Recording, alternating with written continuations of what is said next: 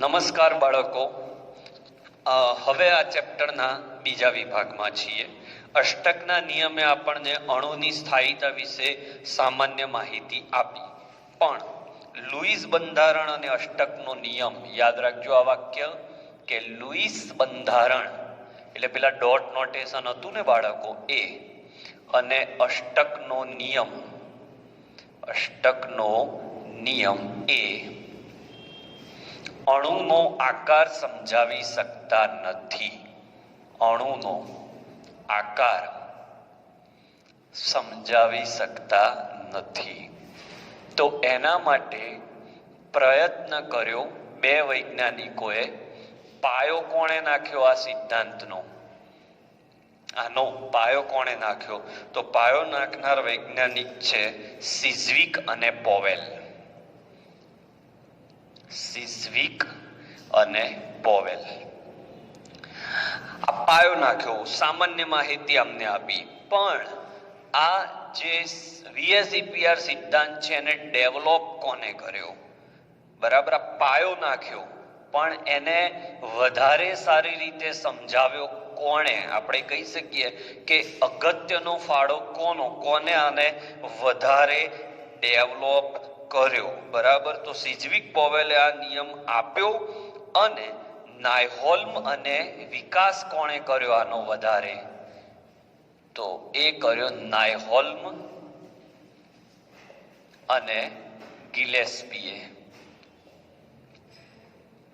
આને વિકાસ કર્યો. ઓકે, આ નિયમમાં શું છે? તો આખો પહેલા પોઈન્ટ સાંભળો. VSEPR સિદ્ધાંત. વી એટલે વેલેન્સ, સેલ, ઇલેક્ટ્રોન, પેર, રિપલ્જન.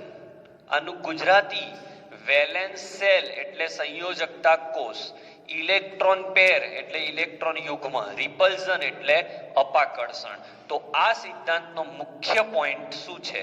તો મુખ્ય મુદ્દો શેના પર ચર્ચા થશે? તો આની અંદર મુખ્ય મુદ્દો એ છે કે ઇલેક્ટ્રોન યુગ્મો વચ્ચેની પારસ્પરિક ક્રિયા એટલે અપાકર્ષણ ની વાત છે. આ પોઈન્ટ ઉપર આમાં ચર્ચા થવાની છે, અપાકર્ષણ ઉપર. આ સિદ્ધાંત મુખ્યત્વે કોને લાગશે? તો આ સિદ્ધાંત મુખ્યત્વે S અને P વિભાગના તત્વોને લાગુ પડશે ને લાગુ પડે છે. ખાસ વાતો છે આ બધી જે તમારે બરોબર ધ્યાનમાં રાખવાની રહેશે કે આ કોને લાગુ પડે છે. તો મેં કહ્યું એ રીતે S અને P વિભાગના સમૂહોને વધારે લાગુ પડે છે, કારણ કે પ્રતિનિધિ તત્વો છે. હવે આની અભિધારણાઓ. તો અભિધારણાઓ સમજવા માટે, અભિધારણાઓને ઇંગ્લિશમાં પોસ્ટ્યુલેટ્સ કહેવાય બાળકો. શું છે આ સિદ્ધાંત? તો આ સિદ્ધાંત અણુના આકાર વિશે ચર્ચા કરવાનો પ્રયત્ન કરે છે. એટલે આ સિદ્ધાંતે અમુક અભિધારણાઓ કરી, જેમ બોહરની અભિધારણા હતી કે પરમાણુ આવો હોવો જોઈએ, એવી જ રીતે અણુના આકારમાં ઇલેક્ટ્રોન યુગ્મોનું શું વર્ચસ્વ છે એની ચર્ચામાં થશે. મિત્રો, અભિધારણા સમજાવવા માટે મારી મેથડ મુજબ હું ઉદાહરણ પહેલા લઈશ અને પછી મુદ્દા બનાવીશ. તો ઉદાહરણ એક લઈએ આપણે. સરસ ઉદાહરણથી આપણે સ્ટાર્ટ કરીએ. એમોનિયા. તો એમોનિયા આ રીતનું હોય, બધા જાણે છે. હવે આ તમારો મધ્યસ્થ પરમાણુ થયો. આ તમારી બંધકારક ઇલેક્ટ્રોન યુગ્મ, આ પણ બંધકારક ઇલેક્ટ્રોન યુગ્મ અને આ પણ બંધકારક ઇલેક્ટ્રોન યુગ્મ અને આ અબંધકારક ઇલેક્ટ્રોન યુગ્મ. બંધકારક ઇલેક્ટ્રોન યુગ્મને આ થિયરીમાં બોન્ડિંગ પેર કહેવામાં આવશે.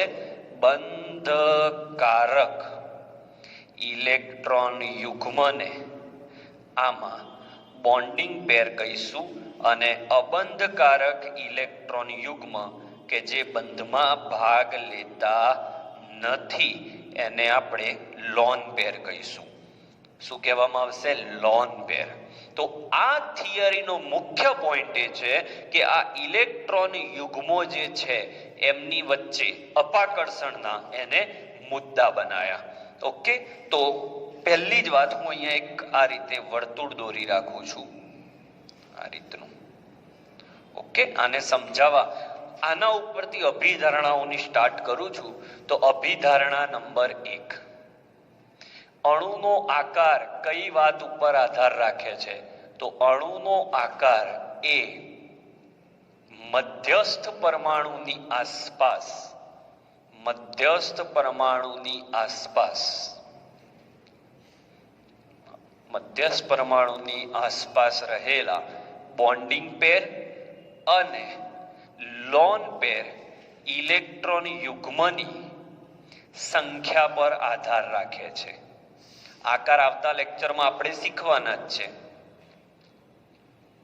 પર આધાર રાખે છે. મુદ્દા નંબર 1, અણુનો આકાર એ મધ્યસ્થ પરમાણુની આસપાસ રહેલા બંધકારક અને અબંધકારક ઇલેક્ટ્રોન યુગ્મો પર આધાર રાખે છે. બરાબર. હવે આ જે ઇલેક્ટ્રોન યુગ્મો છે, આ ઇલેક્ટ્રોન યુગ્મો, મુદ્દા નંબર 2, બહુ ઈઝી છે. આ ઇલેક્ટ્રોન યુગ્મો ઋણ ભારિત હોવાથી તેમની વચ્ચે શું થશે? બોલો બોલો. બહુ ઈઝી પોઈન્ટ છે યાર. અપાકર્ષણ થાય છે. મુદ્દા નંબર 2 તો સાચી જ વાત છે ને. ઋણભાર વચ્ચે શું થાય? અપાકર્ષણ થાય.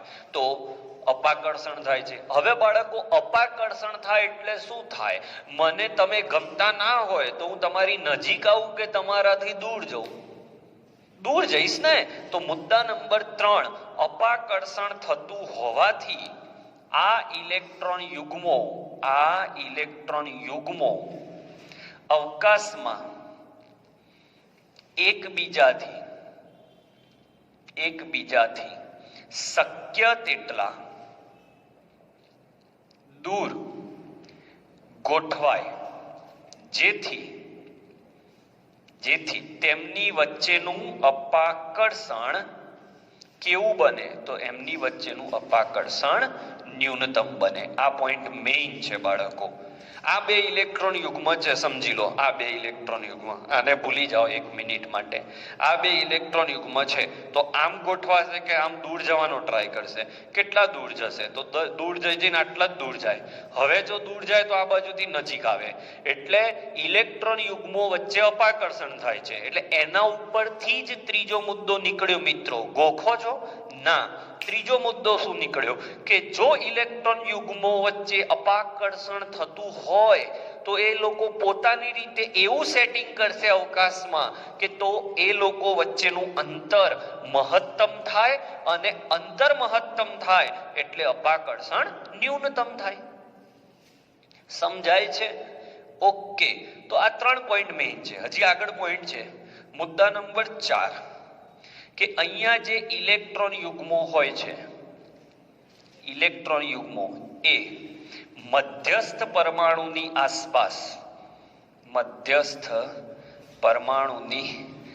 આસપાસ એક કાલ્પનિક હોય નહીં, વર્તુળાકાર સ્વરૂપે ગોઠવાય છે. તો જો વર્તુળાકાર, આ બાઉન્ડ્રી ઉપર ગોઠવાય, નજીક દૂર એવી રીતે નહીં.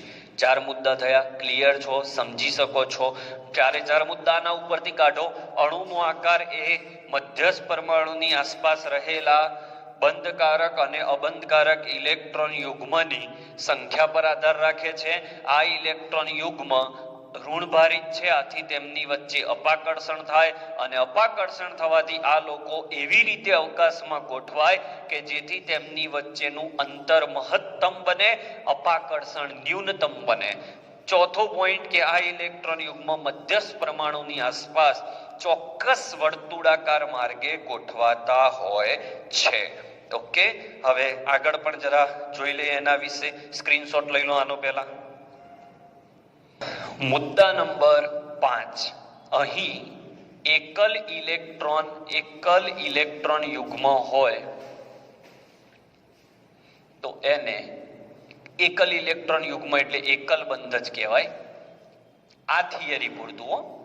પણ એકલ બંધ કરતા વધારે બંધ આવી જાય, 2 કે 3 ઇલેક્ટ્રોન યુગ્મ હોય,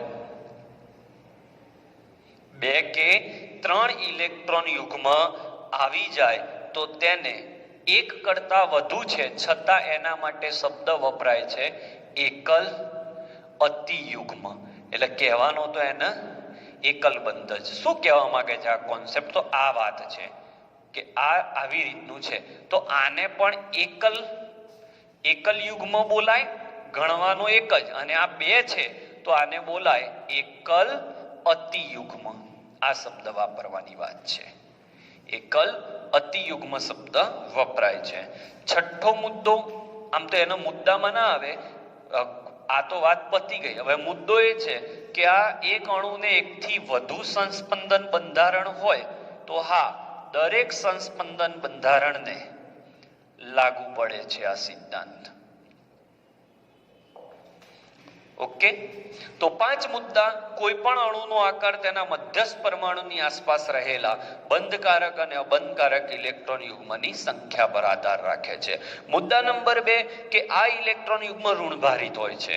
મુદ્દા નંબર 3, સમાન વીજભાર વચ્ચે અપાકર્ષણ થવાથી તેની અવકાશમાં ગોઠવણી એકબીજાથી શક્ય એટલી દૂર થાય, જેથી અપાકર્ષણ ન્યૂનતમ થાય. મુદ્દા નંબર 4, આ માટે તે વર્તુળાકાર માર્ગે ગોઠવાય છે. મુદ્દા નંબર 5, એકલ યુગ્મને એકલ યુગ્મ જ કહેવાય, પણ 2 કે 3 ઇલેક્ટ્રોન યુગ્મ ભેગા થઈ જાય તો પણ એને બોલાય તો એકલ અતિયુગ્મ. દરેક સંસ્પંદન બંધારણને લાગુ પડે, મોટા ભાગે એસ અને પી વિભાગ માટે લાગુ પડે. અને મોસ્ટ આઈએમપી વાત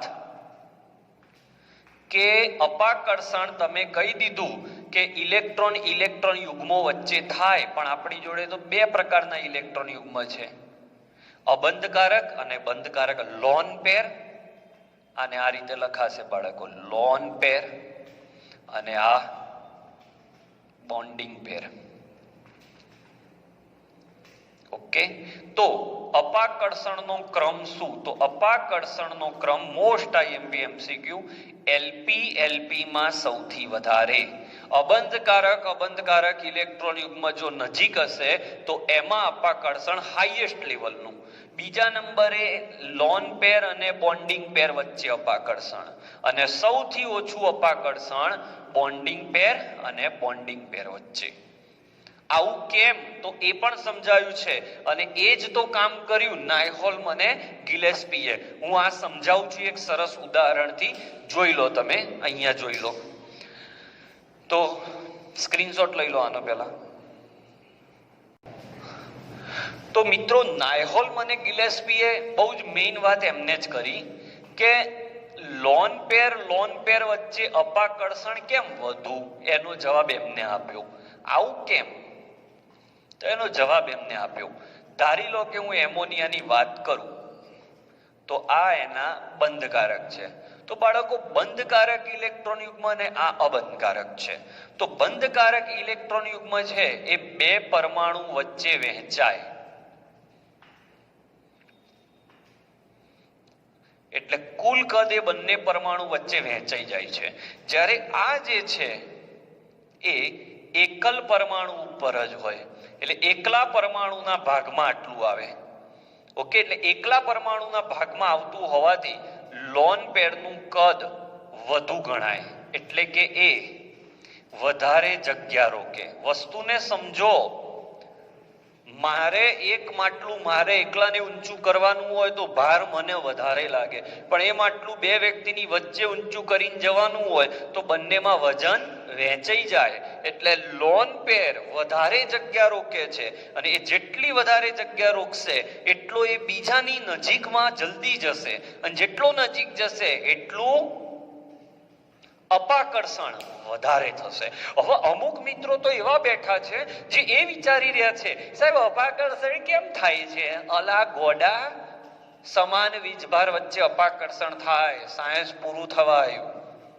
લોન પેર એકલા પરમાણુનો હોય એટલે એ વધારે જગ્યા રોકે, જ્યારે બોન્ડિંગ પેર બે પરમાણુ વચ્ચે હોય એટલે બંનેના ભાગ પડે.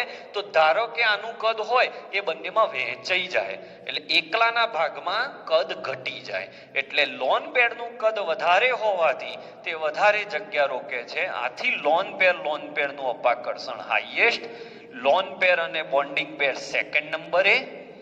હજી હું તમને બતાવું છું એક સરસ ઉદાહરણ, અને બોન્ડિંગ પેર છેલ્લે. આને પ્રોપર સમજવા માટે એક બીજું ઉદાહરણ લઉં, પાણી. ઓકે, તો આ થયું તમારું લોન પેર.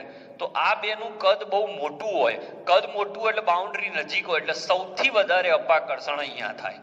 આ એક નંબર.